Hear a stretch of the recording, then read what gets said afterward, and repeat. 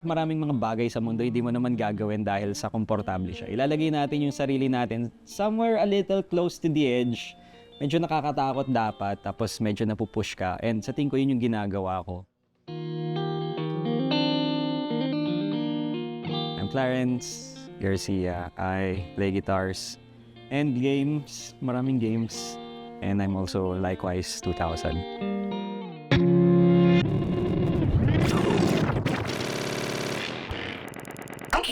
Yung music at saka yung story at saka yung message, napaka-interesting niya lalo na pagdating sa instrumental. And same yung reaction or at least yung feedback na naririnig ko with people. Kaya kong maging intentional sa pagre-record ko.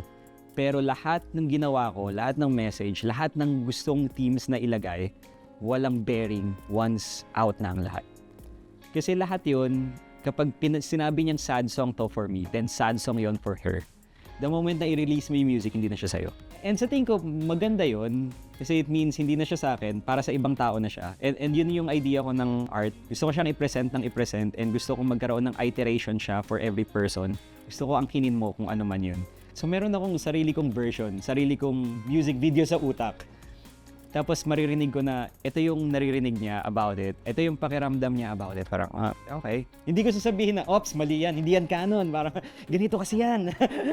Hindi mo kasi alam yung kwento. Parang, hindi, ano siya, very personal ang mga bagay-bagay. And masaya ako naririnig yung kung ano rin yung kwento nun for them, what it means to them. Ang ganda dahil sa instrumental, very malleable siya.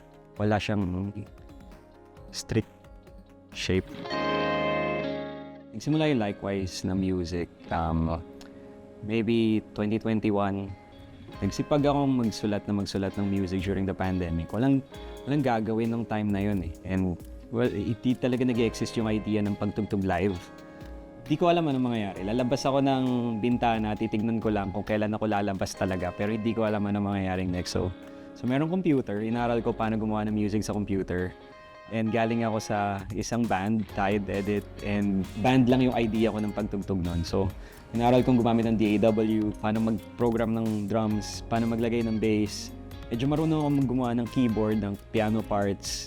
Dagdag lang ng dagdag, and then kakagawa ko nun, ang gusto ko lang talaga is parang pang 15 seconds na pang Instagram lang. Wala lang, masaya lang, low commitment, pero hindi pala ako satisfied sa 15 seconds. So, dinagdagan. Suddenly, okay, may 5 tracks na. Ano kayang mangyayari dito sa 5 tracks na to? Okay, sige, tapusin natin. Kasi para sa akin, kung yan lang yon, hindi pa siya considered body of work. Kasi ganun din ako makinig. Gusto ko makinig ng medyo album, pero hindi naman 20 tracks. So parang tuloy lang ng tuloy hanggang sa dumating na siya dun sa comfortable number. 10 tracks, game. Okay na to, min. Luto na to.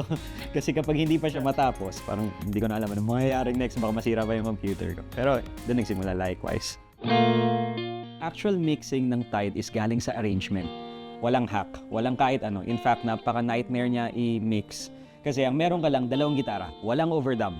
As in, sabi namin, kung ano lang yung naririnig mo, kung paano siya tutugtugin live, dapat ganun siya i-record. And of course, pinagdusahan namin yun kasi pinili namin yun eh. Di sige, ito yung mangyayari sa atin. Tapos, lahat ng songs, 2 guitar, 1 bass, 1 drum kit. And yun yung ginawa namin for almost 10 years. Sobrang fun, sobrang saya. Ngayong gagawa ko ng something na para sa sarili ko, na-realize ko, pandemic ngayon, wala akong kailangang responsibility na gawin to live. Sinong pipigil sa akin na gagawin kong 10 yung gitara dito? Wala. So dahil wala, dadagdagan ko. Na-realize ko, okay, meron palang left at meron palang right. Pwedeng tig-5 to. Eh di okay lang, sige, sagad natin ang sagad. Yun yung pinaka-idea ko. Parang gagawin ko siyang sobrang imposible na kahit ako, imposible siya para sa akin tugtugin. And then, nung sinasabi ko kay Lee, kay Manager Lee, spur of the moment, na parang, hey, meron akong music dito na ganyan. Ginawa ko siya kasi wala lang, masaya siya, and proud ako dito kasi ang dami kong nagawang imposible. Yun yung parang context na sinabi ko sa niya. Okay, sige, pero huwag kang magagalit ha. Sa tingin mo, kaya mo itong i-live? So parang, okay. And doon ko kinontak yung mga friends ko, 2 kaibigan na parang, mga friends, patulong, parang sinisingil na ako ng lahat ng ginawa ko. And doon, nagkaroon kami ng process of translating bits and elements of it live. Surprisingly, masaya pala. Yung intent ng music versus actually being executed right now, sobrang magkaiba. ginawa siya something na hindi ko dapat matugtog. Pero ngayon tinutugtog ko siya, okay, nag-enjoy pala ako. Grindy siya na i-translate live, but merong dalawang tao, si Charles and si Paolo, na parehong sobrang committed dun sa goal and nirerespeto nila yung music. Without them, di siya ma-translate live. Sa mga gigs, dito lang rin naman ako, nasa Instagram, nasa Facebook.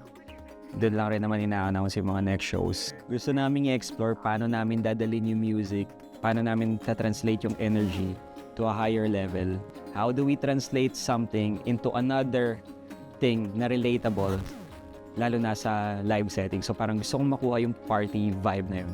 At the same time, alam ko rin, only a matter of time before buksan ko uli yung DAW at computer at magsimula na akong mag-deep dives dun sa next na mga songs. Maraming pwedeng mangyari sa future and excited ako for it. Yung idea ng challenge, para siyang Mega Man. Hindi talaga madali yung Mega Man, pero lalaruin mo siya kasi challenging siya. In fact, maraming mga bagay sa mundo hindi mo naman gagawin dahil sa komportable siya. Ilalagay natin yung sarili natin somewhere a little close to the edge. Medyo nakakatakot dapat, tapos medyo napupush ka. And sa tingin ko yun yung ginagawa ko. In fact, sa tingin ko rin, kasama rin yun dun sa idea na lumaki ako sa anime period, na laging pag natalo ni Goku yung kalaban, may mas malakas na naman. Hindi ko alam saan nanggagaling yung mas malakas.